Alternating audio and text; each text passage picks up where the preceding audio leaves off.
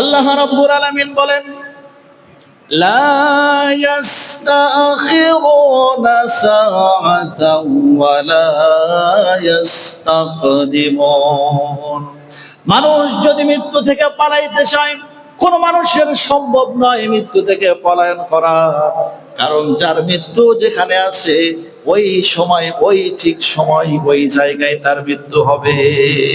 আল্লাহ পাক রব্বুল আলামিন বান্দাকে, বান্দার বিবেককে জাগ্রত করার জন্য বারবার সতর্ক করে দিয়ে আল্লাহ পাক বলতেছেন, কাইফা তাকফুরুনা বিল্লাহি ওয়া কুনতুম আমওয়াতান ফাআহইয়াকুম।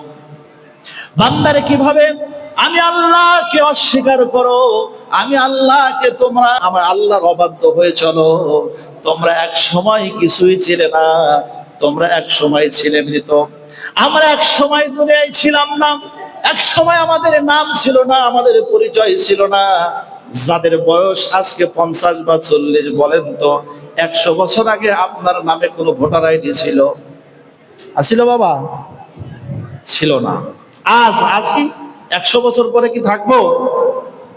এই জন্য আল্লাহ রাব্বুল আলামিন বলেন, হাল আতা আলাল ইনসানি হিনুম মিনাদ দাহরি লাম ইয়াকুন শাইআম মাযকুরা।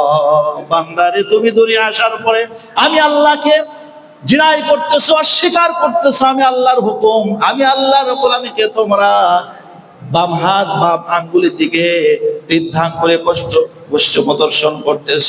বান্দারে খেয়াল করো, বান্দারে শুনে রাখো, তুমি কিন্তু একদিন কিছুই ছিলে না, আজ আছো, আবার একদিন কিন্তু থাকবে না। এই জন্য এই কোরআনের মাহফিল আমাদেরকে স্মরণ করে দেয়, এই তেলিপুকুর কবরস্থানে আপনি আমি সবাই একদিন এই গ্রামে, এই শহরে, এই বাড়িতে আপনার আমার ঘর হবে। কথা বলেন ঠিক কিনা? আল্লাহ পাক বলতেছেন, মিনহা খলাকনাকুম, ইহা দ্বারাই তোমাদেরকে সৃষ্টি করা হয়েছে, ওয়া ফিহা নুঈদুকুম, আজ এখানে তোমাদেরকে রেখে গেলাম, ওয়া মিনহা নুখরিজুকুম তারাতান উখরা, আর একদিন এই জায়গায় তোমরা উত্থিত হবে, এই মাটি থেকেই তোমাদেরকে আল্লাহ পাক তুলবে। আল্লাহ যেই দিন এই মাটি থেকে আবার উঠাবেন সেই দিনের নাম কি?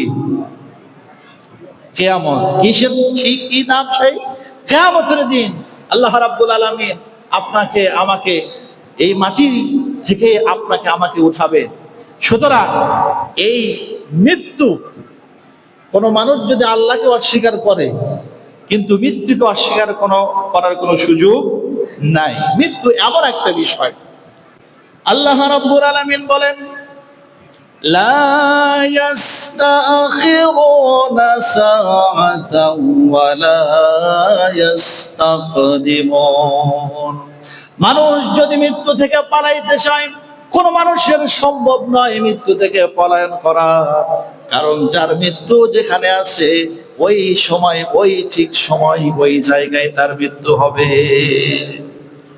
সুতরাং আল্লাহ রাব্বুল আলামিন মৃত্যুর কথা, কবরের কথা, হাসরের কথা, মিজানের কথা, পুলসিরাতের কথা, দোজখ বেহেশতের কথা কোরআনুল কারীমের মধ্যে বারবার বলেছেন।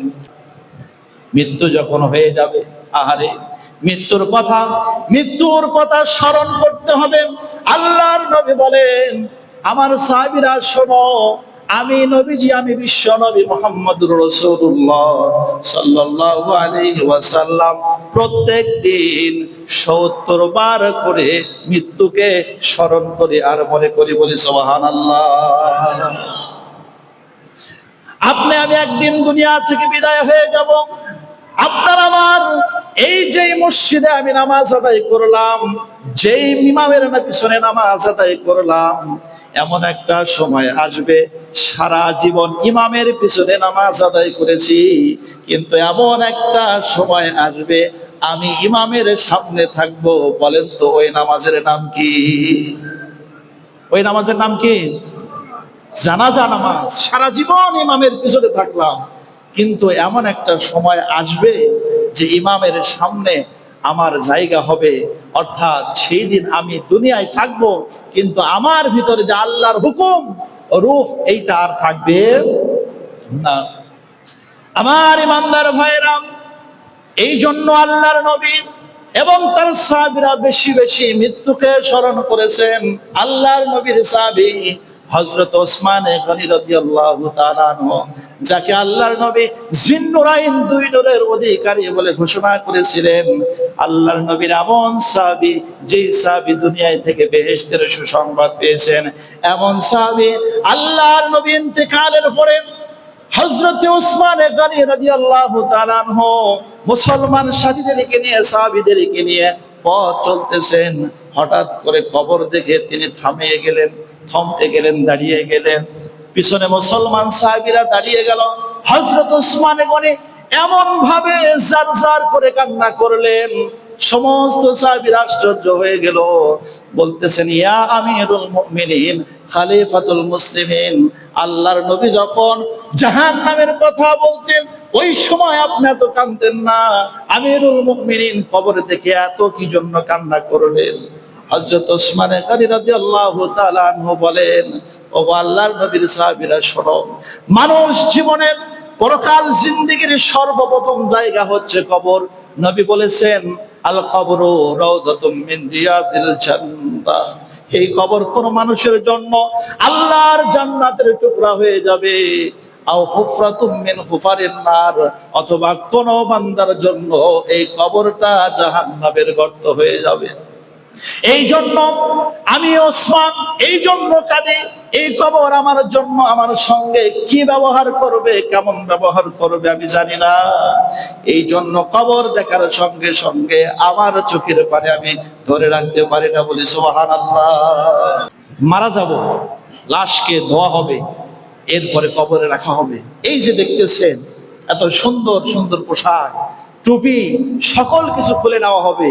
3 টুকরা আর 5 টুকরা মার্কিন কাপড়, যেই কাপড়ের দাম সবচাইতে কম, এমন একটা কাফনের কাপড় দিয়ে, সাদা মার্কিন কাপড় দিয়ে আমাকে কাফন পরানো হবে।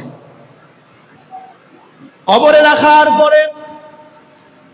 রাখার পরে 6 দিন পর থেকে আমার দেহের পচন শুরু হয়ে যাবে। সর্বপ্রথম 3 দিনের মাথায় আমার 2 চোখ পচন শুরু হয়ে যাবে। যেই চোখটা দিয়ে সারা দুনিয়া দেখেছি, দুনিয়ার মধ্যে সকল কিছু আলোকিত করেছি, এই চোখটা দিয়ে, এই চোখ সর্বপ্রথম পচন শুরু হয়ে যাবে। এই জন্য কবি বলতেছেন, 6 দিন পরে নখ খসে যাবে, 9 দিন পরে চুল। 6 দিন পরে নখ খসে যাবে, 9 দিন পরে চুল। কবর গৃহের সামান নিতে কইর না কেউ ভুল, কবর জায়গা ভালো নয়, কবর জায়গা ভালো নয়, কবর জায়গা ভালো নয়। আমল দিয়ে কবর গৃহ সাজিয়ে নিতে হয়। কষ্ট হচ্ছে আপনাদের? 17 দিনে পেট ফেটে শেষ, পোকার খাদ্য হবে। 60 দিন পরে গোশ থাকবে না, কঙ্কাল পড়ে রবে। 90 দিনে হাড়গুলি সব, 90 দিনে হাড়গুলি সব আলাদা হয়ে রয়, কবর জায়গা ভালো নয়, কবর জায়গা ভালো নয়, কবর জায়গা ভালো নয়। আমল দিয়ে কবর গৃহ সাজিয়ে নিতে হয়। আমি মা বোনদের উদ্দেশ্যে বলতে চাই, আল্লাহর নবীর সবচাইতে কাছের বিবি হযরতে খাদিজাতুল কুবরা রাদিয়াল্লাহু তাআলা আনহা, আল্লাহর নবী খাদিজাতুল কুবরাকে এত বেশি মহব্বত করেছেন, এত বেশি ভালোবেসেছেন।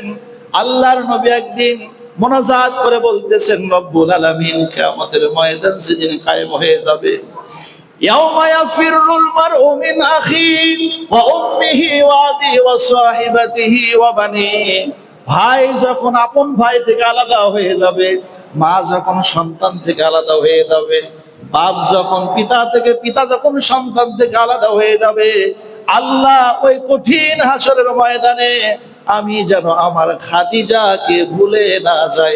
বলি সুবহানাল্লাহ।